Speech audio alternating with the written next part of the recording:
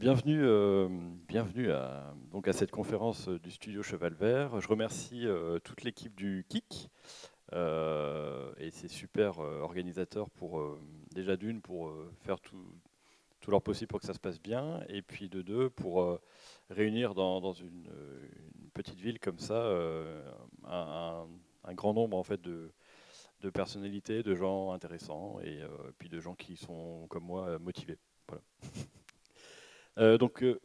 Aujourd'hui, je vais vous présenter le studio Cheval Vert, qui est un studio de design graphique qui a été créé en 2007, dont je suis le cofondateur avec Patrick Paletta. Le studio Cheval Vert, donc à la base, nous, on est des designers graphiques. On a fait des études de design graphique, sauf que chacun de notre côté, que ce soit vers la typographie ou vers le design interactif, on a développé deux branches. Cette branche-là, en fait, elle se retrouve dans le studio aujourd'hui avec une équipe qui est multidisciplinaire, c'est-à-dire qu'on a deux grands pôles, un pôle design graphique et un pôle design d'interaction et installation. Et Camille, bien sûr, qui fait le studio management, c'est-à-dire l'administration, et qui nous aide énormément. Je voulais commencer par cette image, parce qu'en ces temps de politique ou sociale, parfois qui peuvent être perturbés, c'était une image qu'on avait faite lors d'une exposition du hip-hop à l'Institut du monde arabe, du Bronx aux rues arabes. Donc le commissaire, c'était Akhenaton du groupe IAM. Donc c'était un moment particulier pour nous. Donc je vais vous montrer quelques projets comme ça, très rapidement, là, durant 5 minutes, sur ce qu'on a fait depuis 2 ans, depuis 2017. Donc ça, c'est une exposition qu'on avait fait à l'Institut du monde arabe. Donc la particularité de Cheval Vert, c'est qu'on apprécie, nous, intervenir de façon très systémique, c'est-à-dire sur la partie spatiale, sur la partie scénographie, même si on travaille avec des scénographes, et que la partie graphique, en fait, elle ne soit pas un ajout simplement sur les murs ou de façon copier-coller. On aime bien déployer le graphisme dans l'espace. Ensuite, donc, on crée aussi des identités visuelles, donc avec des entreprises ou des sociétés avec dont les valeurs, en fait, on épouse aussi les valeurs. Donc ça, c'était un service de covoiturage, une alternative à Blablacar, de type associatif. On fait aussi encore des expos, donc ça, c'était Gus Van Sant à la Cinémathèque. Là, on intervient aussi en tant que designer graphique, mais avec des équipes pluridisciplinaires de scénographes, d'architectes. Récemment, on a fait l'identité de Villette Makers. Je voulais vous la présenter aussi, à Paris, puisqu'en fait, là, elle était basée sur une création typographique qui, elle, s'inspirait clairement et directement de ce qu'on retrouve en fait dans les Fab Labs. Donc, Villette Makers, c'est un Fab Lab qui est situé dans le parc de la Villette, à Paris.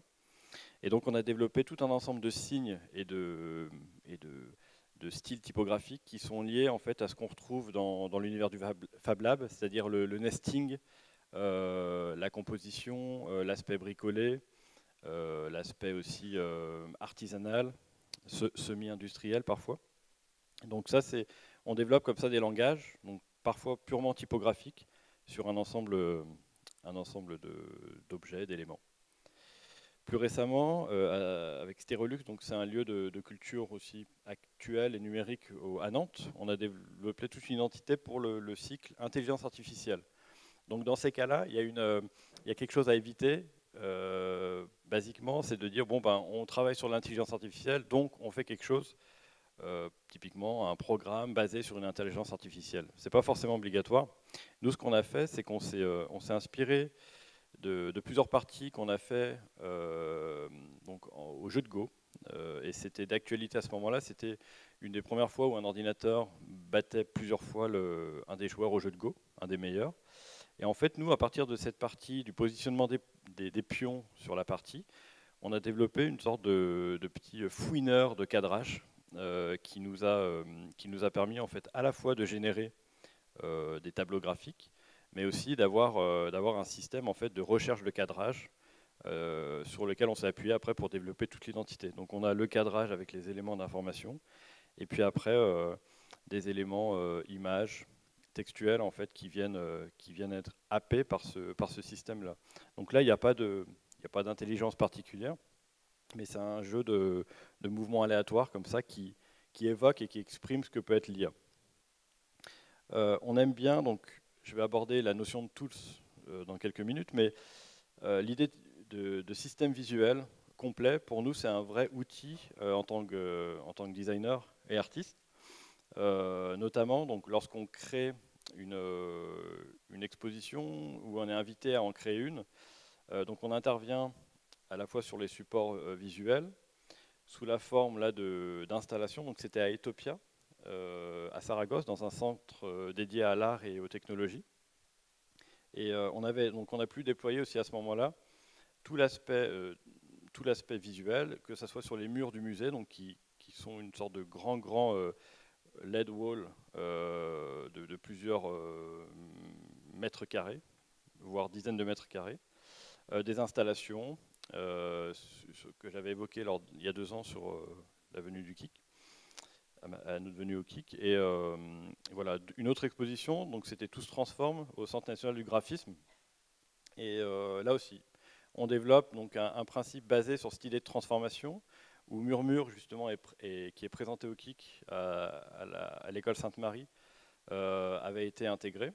Et donc là, on décline tout l'univers visuel. Et je parle de l'univers visuel, mais si on arrive sur l'aspect scénographique et au niveau des installations, on se rend compte qu'en fait, tous les ingrédients de l'identité, ils sont aussi connectés directement à cet aspect scénographique et objet. Tools, les bases. Donc, pourquoi je voulais évoquer Tools aujourd'hui? Le thème, c'est archipel de fragilité. Et donc, ça nous connecte aussi pas mal à la nature et à notre relation en fait à la nature. Et moi, je trouvais qu'aussi, il y avait de la fragilité aussi dans l'évolution de l'être humain et notamment dans sa relation aux outils. En gros, depuis la nuit des temps, l'être humain, c'est-à-dire nous, on s'est développé vraiment à partir des outils, qui ont eu une relation, enfin un impact sur nos relations sociales et aussi un impact sur notre développement cérébral sur notre développement musculaire, etc. Aujourd'hui, les outils donc, ont évolué. Ça, c'est tiré d'un projet dont on parlera plus tard, jusqu'à nos jours, jusqu'à arriver à ce fameux outil informatique fantastique, qui en fait, je ne sais pas si vous connaissez GIF, il est drôle. C'est une sorte de mise en abîme de l'informatique, mais ça exprime vraiment bien le rapport qu'on a à l'outil aujourd'hui. C'est-à-dire, soit c'est une boîte noire, on dit ok, j'ai quelque chose dans la main qui fait plein de trucs, je ne sais pas vraiment comment ça marche, c'est une boîte noire, ça me rend des services, mais je ne mets pas la main dedans parce que j'ai autre chose à faire, j'ai eu envie de profiter de mes enfants, j'ai envie d'aller faire du vélo, etc.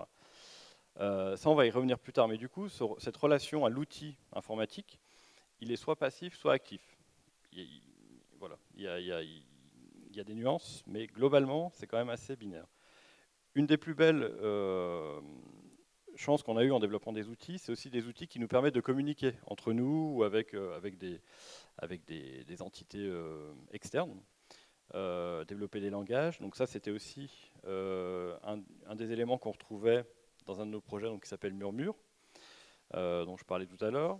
Et sur Murmure, une des choses intéressantes qui a émergé, on va dire, c'est cette question du simulateur comme outil. C'est-à-dire comment, avant de venir au KIC, il y a 2-3 semaines, se dire voilà, bon ben, quelle taille va être quelle taille de projection je vais devoir faire face, comment je vais gérer la puissance de l'ordinateur, comment je vais gérer les temps de la narration, etc. Donc en fait, depuis 2013 et le début du dispositif Murmure, il a évolué via des concerts, via la douceur brutale des enfants, via des duos donc, à Édimbourg lors du festival de jazz, ou lors des Victoires de la musique en 2015 au Zénith de Paris, enfin la Villette. Et donc à chaque fois, on a dû faire face à ces différentes évolutions et notions. Nous, la particularité de Chevaleur, c'est qu'on n'est pas une entité artistique au départ, on est des designers. Du coup, quand on crée quelque chose, on a, l'envie que ça fonctionne, logiquement, mais 2, aussi de pouvoir faire face à des différentes situations. Et en fait, on a mis en place avec Julien Gauchadoa du studio Tourox, qui est développeur, qui il y a aussi des notions, en fait, une sensibilité artistique, on va dire, sur le graffiti.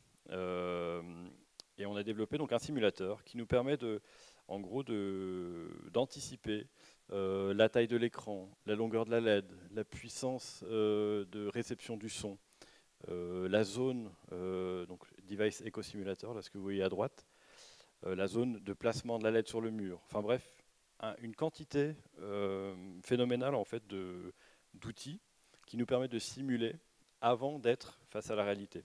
Ça ne remplace pas la réalité, mais en tout cas, ça nous permet de nous projeter.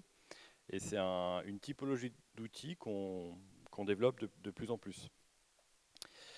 Donc, première installation dont je vais vous parler. Donc, on est designer graphique. Jusqu'en 2007 à 2013, on fait tout pour gagner notre croûte, faire des projets intéressants, faire des projets où on n'est pas que sur de l'écran de l'image, aller vers de l'objet de l'espace. Et à partir de 2013 et de Murmure, on a d'autres sollicitations. Et assez rapidement, on se rend compte que pour qu'une installation soit efficiente, il faut des notions spatiales, scénographiques, mais surtout, il ne faut pas hésiter à mettre les mains dedans et à rentrer dans le dur, c'est-à-dire à créer des prototypes. Et donc là, ce que je vais vous présenter, c'est sur Stratum. Donc c'est des images que on ne montre pas. Je vous en montrerai d'autres plus tard. C'est des images de documentation ou d'étapes de prototypage. Donc pour Stratum, le premier, ce qu'on appelle le POC, je fais bien dans le micro, POC, le preuve de concept, c'est justement une appli, je crois que c'est une petite app processing, enfin un petit sketch avec captation du Leap Motion, et puis cette idée d'avoir une présence sur on va dire un champ de strate verticale. Donc on est là au studio, on fait des signes de la main comme ça. Ensuite on continue. Donc là on commence à rentrer aussi à l'échelle corporelle. Donc là vous voyez pas, c'était Julia à ce moment-là qui s'en était occupée. Julia Pouillot qui était du studio de 2013 à 2019, maintenant qui est en Espagne chez Domestic Data Stream, pour ceux qui sont intéressés par ça. Et du coup, donc, il y a aussi ce rapport à l'humain qu'on ne voit pas là, mais en gros, les strates font 1,80 m de haut. Donc il y a il y a aussi il y a une vraie prise en compte de la hauteur des strates dans Stratum. Ce que vous voyez là, c'est les différents univers visuels qui ont l'air complètement trop subtil ou trop fin par rapport aux 4 totems, mais ensuite par la multiplication qui vont avoir une force. Donc on continue, on descend à Lyon sur un grand espace qui coûte pas très cher qu'on nous prête, et donc là on a un deuxième niveau de prototypage. Donc on a les 92 totems avec les mêmes univers, et on commence aussi à intégrer la partie sonore, parce qu'à l'atelier, soit on le fait nous, soit on intègre des designers sonores ou des musiciens autour de la narration qu'on a envie de développer. Donc là, c'est un mélange de nappes et d'événements. Donc Stratum, j'explique même pas le projet. Stratum, en gros, c'est une installation d'espace public qui est composée en 5 strates qui vont du sol, même du sous-sol, jusqu'à plusieurs mètres de haut. Et en fait, l'installation, on visualise le passage d'une strate à l'autre en verticale. Donc c'est une sorte de voyage immobile où seul le mouvement de la main et les variations de la paume vont faire évoluer en fait les différents univers. Donc ça c'est pas le teaser. Ça c'est un avancement de prototype. On continue et donc là on est sur un rendu. Le rendu pour nous c'est après le teaser. C'est le rendu final. Donc là c'est une vidéaste avec qui on discute, avec qui on écrit des choses, et puis qui va venir en gros, c'est Matcha, son nom. Si vous voulez faire travailler, elle est super. Et elle vient voyager, naviguer dans l'installation, avec donc une présence là justement du public, de l'audience, parce qu'on fait, l'œuvre en elle-même, le dispositif, il peut vivre tout seul, mais c'est un mode particulier, un mode veille qu'on intègre aussi. Et donc là, c'est lors de la Fête des Lumières à Lyon, où ça va du flonflon avec des petites bougies partout, des trucs comme ça, à des choses comme ça sur des projets émergence, c'est-à-dire où il y a moins d'argent, Mais avec le Mirage Festival, on arrive à faire des choses vraiment intéressantes parce qu'il y a tout un crew autour qui nous aide à développer ce genre d'installation. Je laisse un peu les crédits. Hémisphère, donc c'est des ingénieurs lyonnais qui ont fait l'INSA, mais qui travaillent vraiment dans le culturel. En gros, c'est des perles. Parce qu'ils peuvent vous dire, voilà, sur une installation, au niveau de la charge électrique, ils peuvent vous dire ça à la décimale près. S'ils ne sont pas en 60 fps, ça ne va pas. Je continue, donc la notion aussi d'outil, elle s'incarne dans les narrations. Donc la deuxième année, lorsqu'on a été invité à la Fête des Lumières à revenir, on avait travaillé avec la main et un rapport au corps particulier, et là on voulait être complètement dans le corps du public, enfin, en tout bien tout honneur, et du coup on voulait simplement capter le cœur, enfin la rythmique. Il y a pas mal de projets qui utilisent ce système-là, mais nous ce qui nous intéressait c'est de capter deux cœurs en même temps, enfin, pour avoir cette idée de communication, d'échange, etc. Donc ce projet-là a gagné un European Design Award cette année, là, et il est basé justement sur pas les premiers prix, attention, mais certains capteurs qui utilisent la pulpe de la main, et en gros, c'est une LED qui vient éclairer l'intérieur du doigt, et lorsqu'on a l'afflux de sang, la LED, il y a un capteur qui détecte la variation de lumière liée à la veine qui grossit ou qui rétrécit avec l'afflux de sang. Donc c'est assez sensible. Nouvel outil que je vous présente là. Donc ça, c'est pour les étudiants, c'est intéressant aussi. C'est une façon, une installation interactive, normalement, c'est non linéaire. C'est-à-dire, on ne sait pas ce qui peut se passer. Il y a des interactions, mais il y a plein de scénarios, etc. Là, dans Rhythmus, il y a quand même un linéaire qui est basé sur la rencontre amoureuse. Enfin, une rencontre entre deux personnes. Donc on commence avec l'entrée en scène, l'approche, la rencontre, la résonance et le dénouement, avec une chute et puis une relance sur une nouvelle rencontre. Et à l'intérieur de ça, on a différents niveaux des niveaux d'activation sonore, des niveaux d'intégration du battement du cœur. On essaie d'écrire un maximum de choses en restant bien sûr le plus simple possible. Voilà, ça c'est un teaser, c'est-à-dire ce qu'on utilise pour présenter l'œuvre à des diffuseurs avant qu'on ait que ça ait eu lieu finalement dans un événement.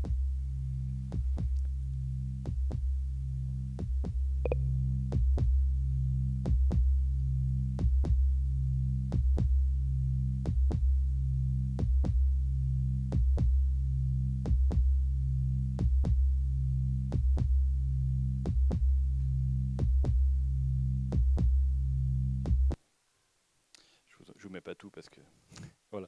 Donc ce qui est important, c'est de. Ah bah là j'ai la vidéo finale. Pardon. Donc vous voyez, dans la vidéo finale, on est un peu moins dans une approche, j'allais dire, artistique, même s'il y a une vraie écriture, mais là on est plus dans justement le rapport entre l'œuvre et le public concret.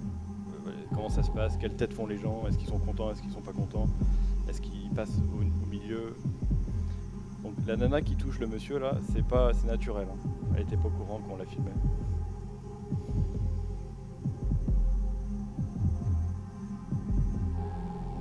Donc là vous avez un plot, il y en a une trentaine, il y a 2 plots qui sont coupés au milieu et qui possèdent en fait le capteur, et chaque personne a une couleur, enfin rouge et blanc. Je ne raconte pas les débats au niveau des couleurs sur l'install. Mais on est resté sur du rouge et du blanc parce que aussi on reste dans cet aspect organique. Donc lorsqu'il n'y a qu'une personne, on a aussi moins d'intensité dans l'installation que lorsqu'il y en a 2. Voilà, et on était sur la même place que pour Stratum l'année d'avant.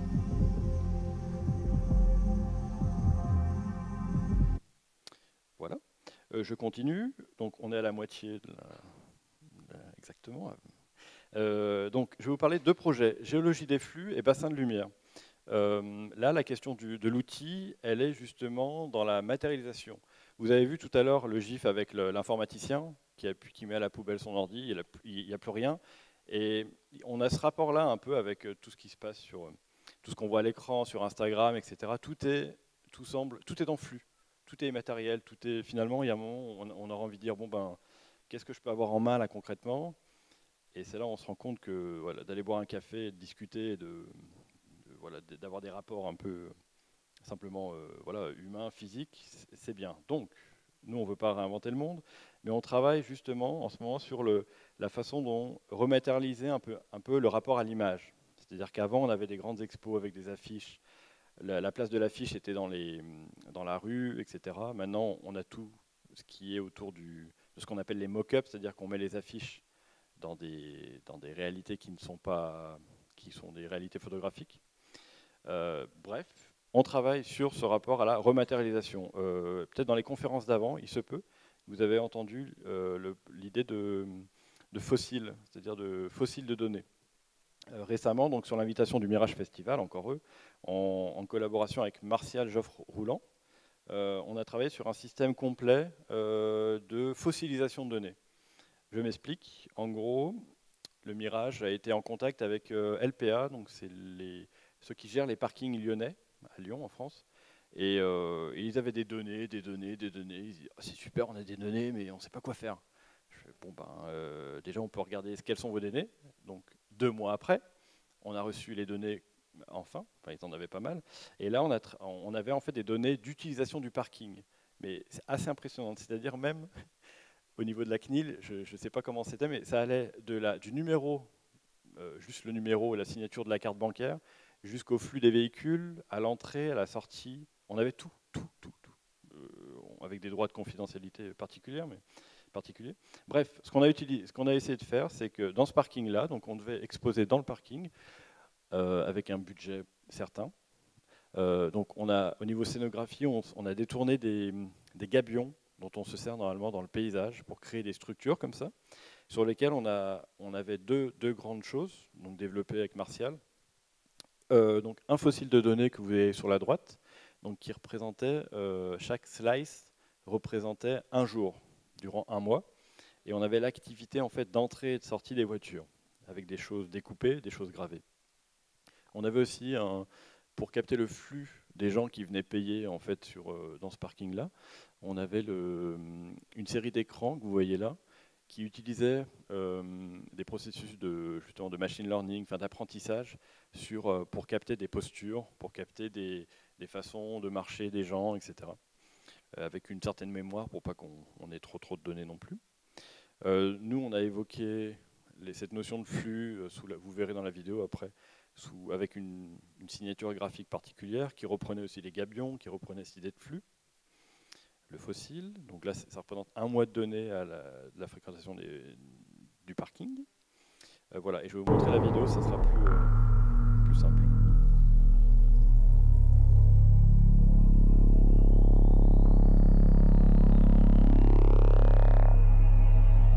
Donc là on voit un peu les gravures sur le fossile.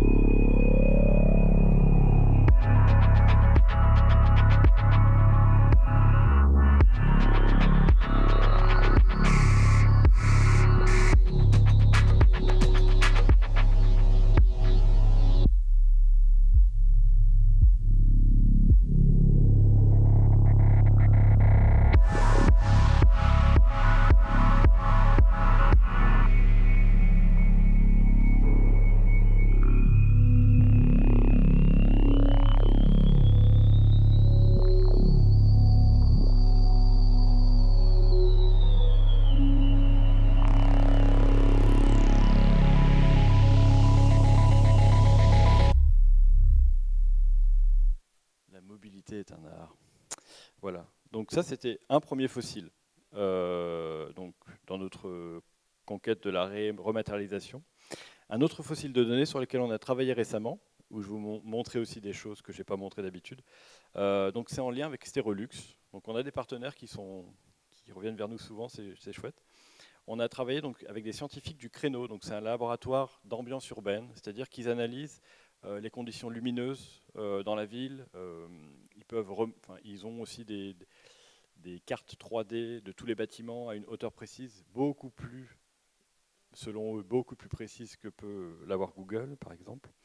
Donc avec eux, on a travaillé sur la question de notre perception des espaces.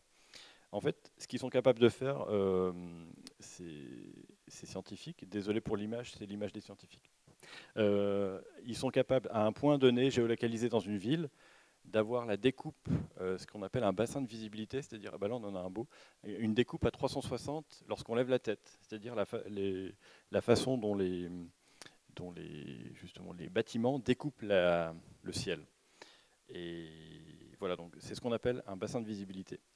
L'idée du projet, c'était de se baser sur une promenade urbaine dans la ville de Nantes, et donc d'avoir 80 points, je vous expliquerai après pourquoi 80 points pris dans la ville, géolocalisés.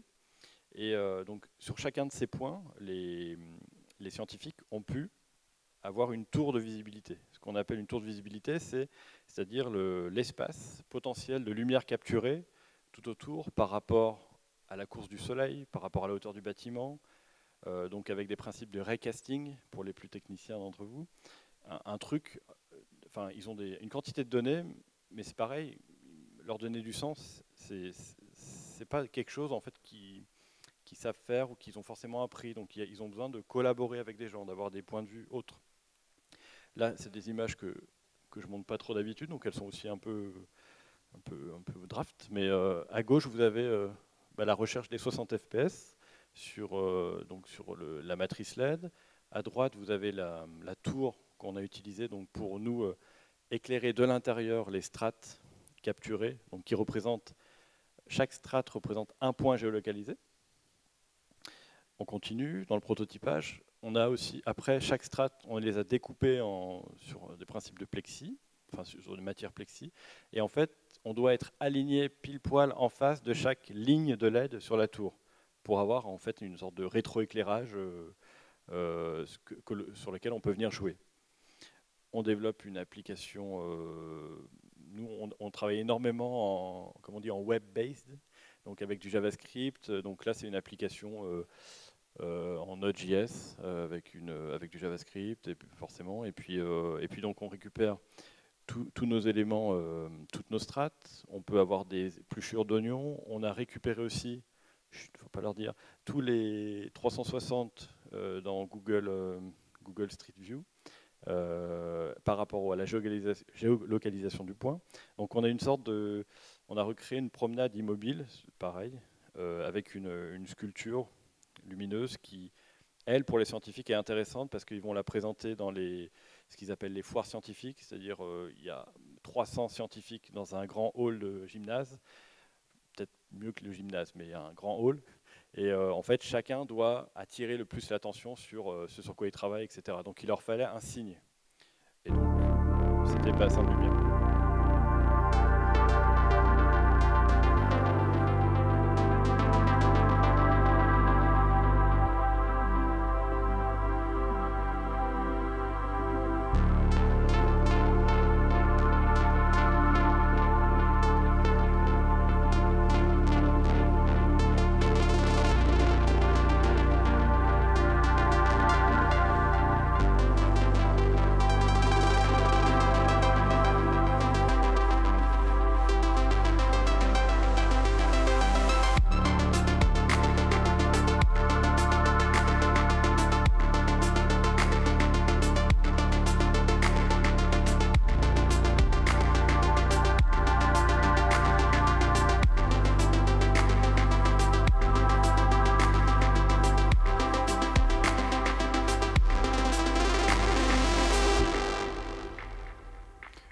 La fine équipe. On continue dans notre périple sur les outils. Il y a un moment, donc là on est en plein dans les installations. Nous, donc on reste un studio de design graphique. Et il y a un moment où on s'est dit, donc les designers graphiques du studio vraiment dans le pôle design graphique se sont dit ouais c'est cool avec vos installations là, mais ça serait peut-être intéressant qu'on commence à métisser un petit peu ce que chacun fait pour avoir une production en design graphique qui s'inspire justement de tous les processus algorithmiques, les scripts que vous faites dans les installations. Donc le workshop WIPMAP qui s'est fait à Stérelux, au Centre Pompidou, au Rosa Bonheur et Gaieté Lyrique, ça a été un moyen de créer un outil qui n'est pas dédié au design graphique purement, mais à une sorte de génération cartographique. Donc en fait, il s'est passé par des ateliers avec les enfants sur des cartes, sur la notion de dessin, sur la notion de cartographie, de mapping, de territoire.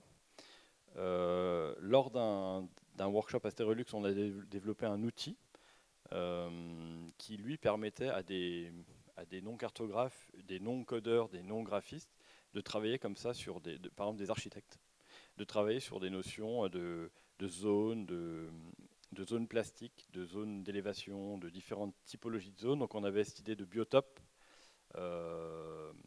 c'est-à-dire que chaque biotope a des caractéristiques particulières. Voilà. Et donc, voilà. Donc j'ai juste mis pour vos oreilles un petit truc, donc, parce qu'on a fait une petite démo donc, très accélérée sur cet outil-là qui s'appelle WhipMap. Je crois qu'il est sur GitHub, mais donc qui est utilisable et sur lequel qui nous a fait cogiter. Je vous dirai pourquoi après.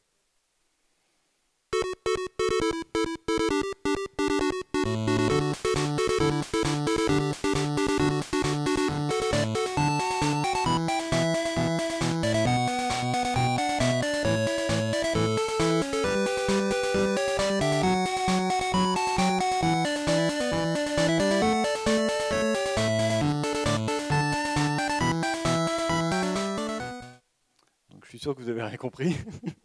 C'était l'idée. Non, en gros, je peux vous parler un petit peu du programme. C'est un programme qui est aussi, lui, qui est tout en JavaScript, qui permet, en fait, à partir d'une mosaïque de base, de pouvoir la déformer, de pouvoir créer des biotopes avec des arguments de type eau, des arguments de type relief, etc. Et ensuite d'associer des assets graphiques en jouant sur la densité, en jouant sur la porosité avec les autres zones. Donc on a un outil carto à la fin, mais qui peut être très illustré comme là, assez intéressant. Mais après, on a fait un générateur qui a bien marché dans le workshop, qui a bien marché, mais on n'a jamais pu aller plus loin. Mais pendant ce temps-là, notre client historique, une assurance, AG2R La Mondiale, qui participe aussi à la vie du studio, nous a demandé un générateur graphique, parce que une graphiste qui s'appelle Réjeanne Delballo avait fait évoluer la charte graphique de l'assurance, qui est connue, un petit peu connue en France, et donc nous a demandé, avec un principe notamment de pli. Et donc aller faire sous InDesign, sous Illustrator, n'importe quel logiciel de graphisme, un pli correct, c'est-à-dire avec la notion de pli qui est juste au niveau du pli, au niveau de la zone que ça dégage, c'est juste impossible. Et juste par rapport à cette anecdote-là, donc on a développé un outil, donc là j'ai une petite vidéo, je pourrais faire un petit live après, qui permet donc de choisir un gabarit, de choisir un format, un style de couleur recto, donc on est sur une métaphore du papier. On les a aussi connectés à leur base de données visuelle, donc on peut charger du visuel. Tiens, et le contraste est mauvais, on va peut-être jouer là-dessus, ou alors pourquoi pas, hop, retourner la photo. Et donc là on travaille sur un gabarit, donc tout ce qui est couleur, typo, style, tout est cadré dans la charte. On continue, on fait un petit pli, et là il est juste, puisqu'il y a un calcul mathématique, tout bête, mais qui fait que le pli est juste, ce qui est quand même la moindre des choses. On continue, on choisit le recto, le verso, on fait des petits changements stylistiques au niveau typo, qui ne sont pas faux normalement, etc., etc. Et on exporte, et on a un visuel à plat, tous mes fichiers, à plat, un PNG avec les bonnes couleurs RGB, la bonne typo, et prêt à être mis sur les réseaux sociaux par exemple. Donc ça, c'est bête, mais ça leur a fait gagner 10 000 ans. C'est-à-dire qu'un commercial en région peut faire du visuel sans faire des merdes. Enfin, il faut le dire. Il peut travailler sur un cadrage, au moins, il peut faire des petites choses. Il n'est pas graphiste, mais au moins. Donc ces outils-là, en fait, on les positionne de cette façon. C'est-à-dire qu'il y a des outils type Canva, que vous devez connaître, qui permettent, ou des Photoshop en ligne, c'est-à-dire qui permettent de tout refaire. Et nous, en tant que graphiste, on s'est dit, au lieu de refaire des usines à gaz, on va faire des tools, des petits outils comme ça, très très custom, dédiés à une identité graphique pour un client lambda. et basé sur du web. Donc on s'est même fait plaisir. En haut, vous avez une petite disquette, donc on peut enregistrer des fichiers en .alm, HDR mondial, donc c'est une extension qu'on a créée pour rigoler. On peut recharger les presets. Donc en fait, cet outil-là, ben voilà, ça a été un des premiers retours finalement, mais très lointains, des installations, des systèmes qu'on mettait en place, des outils, sur notre pratique de design graphique. Je continue. Ensuite, pour la Fédération française des paysages. Tiens, paysages. Ah, bah, on a fait Whipmap sur des paysages cartographiques, super. On continue du coup. Alors là, on a travaillé sur une base. L'enjeu de ce projet-là, au lieu de prendre des photos de paysages qui est signé par un paysagiste très connu, sur lequel il peut y avoir des droits, ou alors une sempiternelle vidéo ou photo de paysage avec ce que peut renvoyer le paysage, c'est-à-dire c'est tout et rien. On a décidé d'avoir une approche abstraite sur ce qu'est un paysage, c'est-à-dire avec un système de principes de plan, de premier plan, d'arrière-plan, de stratification, etc., etc.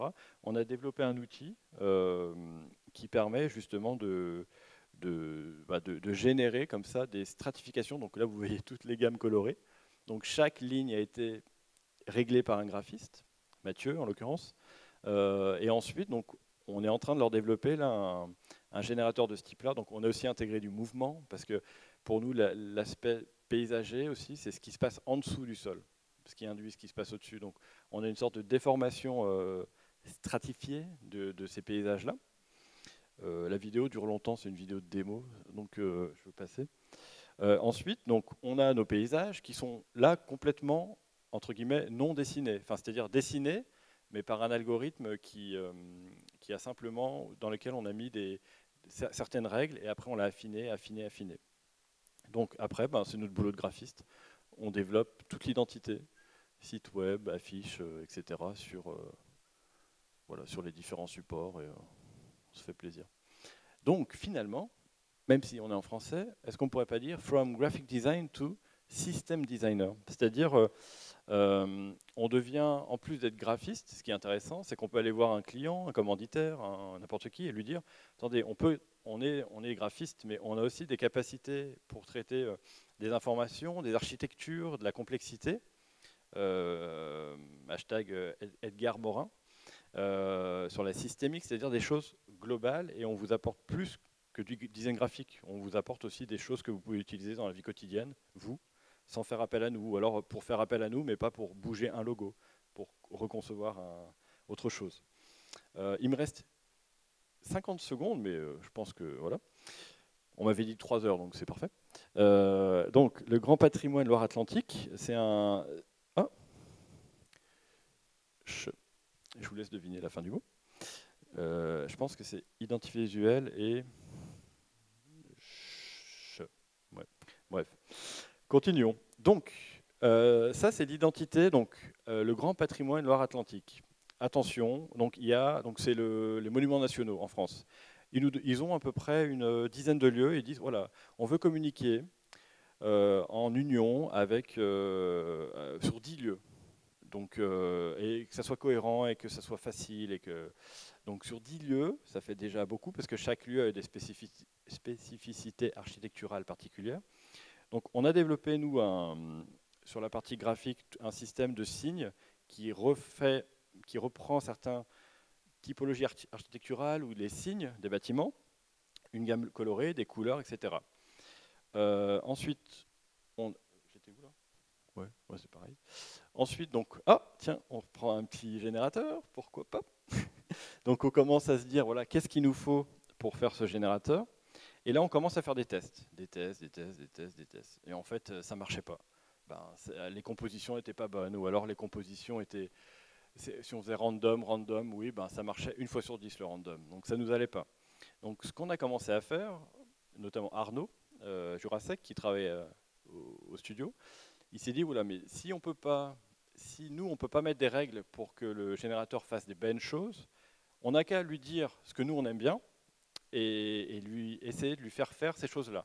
Donc, on n'est pas loin du machine learning, c'est dans les prémices peut-être, et on a utilisé ce qu'on appelle un processus de Markov. Attention. Ce processus-là de Markov, en gros, c'est un processus stochastique possédant la propriété de Markov, c'est-à-dire l'information utile pour la prédiction du futur est entièrement contenue dans l'état présent du processus et n'est pas dépendante des états antérieurs. Le système n'a pas de mémoire. Les processus de Markov portent leur nom de leur inventeur, Andrei Markov. Bref, avec ce schéma qui ne nous dit pas grand-chose, en gros, ce qu'on a, le processus de Markov, c'est utilisé en éditorial pour faire écrire à un ordinateur un texte qui ne veut rien dire, mais qui ressemble à un texte que quelqu'un d'humain aurait écrit, c'est-à-dire avec des « de » à la bonne place, avec des « la », avec une rythmique régulière. En fait, on a pris ce processus et on l'a détourné dans un champ de design graphique, c'est-à-dire on lui a fourni des choses qui pour nous fonctionnaient, et après, c'est lui qui essaie de réécrire des phrases graphiques avec des fragments qu'on lui a donnés. Donc concrètement, on a des notions comme ça de stratification. Ce qu'on voulait fournir aux clients, parce qu'ils ont des graphistes, ils ont 2 graphistes. Il ne fallait pas non plus que ces graphistes n'aient plus de boulot. Donc on a dit, ok, on fait un générateur, mais il faudra que les graphistes, eux, composent le texte sur cette grille-là, de façon à gérer correctement les textes, etc. Par contre, toute la génération graphique, on va leur faciliter. Donc on a cette question de grille qu'on fournit à l'ordinateur, qui lui va commencer à composer des choses. Donc il y a 3 étapes. Il y a, suivant le lieu, on sélectionne le lieu, des variantes colorées qui sont très larges en fait, et puis un système d'images qu'on va importer. Ensuite, on a la possibilité de recadrer, de faire les bons exports, etc., d'avoir des cadrages particuliers. Et là, on fait un petit démo live. Alors, on va essayer. Là, c'est toujours une zone risquée, hein, mais je m'y tente. Alors, c'est parti. Donc, une fois chargée la page, elle est en local. Avantage, on n'a pas besoin, c'est pas lourd, etc. Donc, on va parler de l'abbaye de Blanche-Couronne, ainsi que les jardins de Siffet. Ah, pardon. Oh, excusez-moi. Ah, voilà. Coucou. Donc, je disais. Du coup, je vais faire comme ça. Voilà. Donc, je choisis donc l'abbaye de Blanche-Couronne, jardin des Siffets, ok. Au niveau de la palette, bon, bah, moi je partirais bien sur petit jaune comme ça, voilà. Ouais. Pourquoi pas, on va enlever le rouge, là, ça jure un peu. Voilà. Ensuite, hop, je vais aller chercher mes petites photos. Je crois que j'en ai sélectionné. Voilà, bon, on va en prendre. On peut même en mettre 3 en même temps, attention. Hop. Allez, go. Hop là. Hop là, voilà. Et donc, à partir de ce moment-là, je peux donc itérer sur un certain nombre de phrases graphiques, d'identités, qui s'étirent sous forme de bandes, comme ça. Donc, ce qui est intéressant, c'est que si j'enlève une image, voilà, je peux avoir le résultat en live. Je peux aussi aller changer ma petite palette, bien sûr. Voilà. Voilà.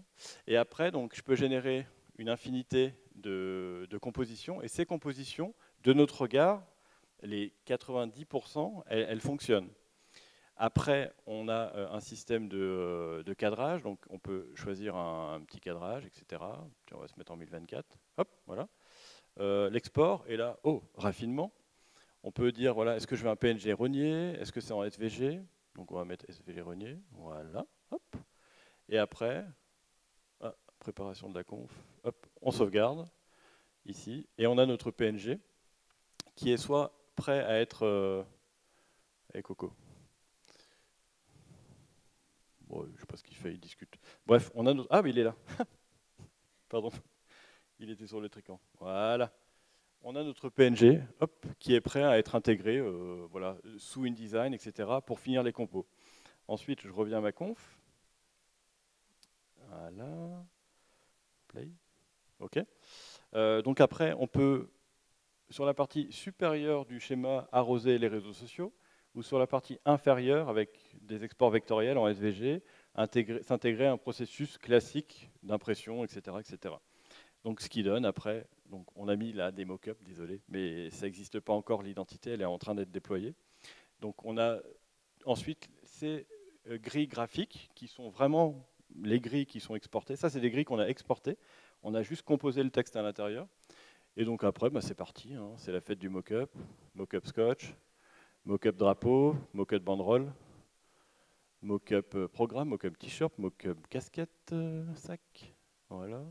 Ah, ça, en haut, c'est intéressant.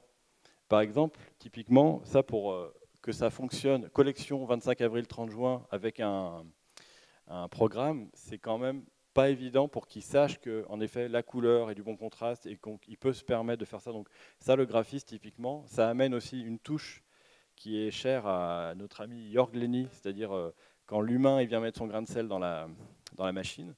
Et là, justement, en ayant ces frises, mais en les remaniant avec le texte, en jouant avec, c'est intéressant. Voilà. Donc, Tools aussi comme service, donc ça c'est quelque chose qu'on a mis subtilement sur notre site web qu'on a refait il y a 2-3 semaines. Et donc on va essayer avec ce manifeste-là de générateur en gros, sans que ça soit du random, sans que ça soit forcément génératif, algorithmique, tout ça, mais de bon sens graphique, de proposer des services, c'est-à-dire pas de choses en ligne, notre modèle économique justement, contrairement à quelque chose comme Canva qui industrialise, qui n'amène pas forcément de qualité, etc. Nous, on va travailler plus comme des artisans sur des outils comme ça, très custom, très liés à une identité, très liés à des gens. Voilà, et sur plein de projets, on espère. Merci beaucoup.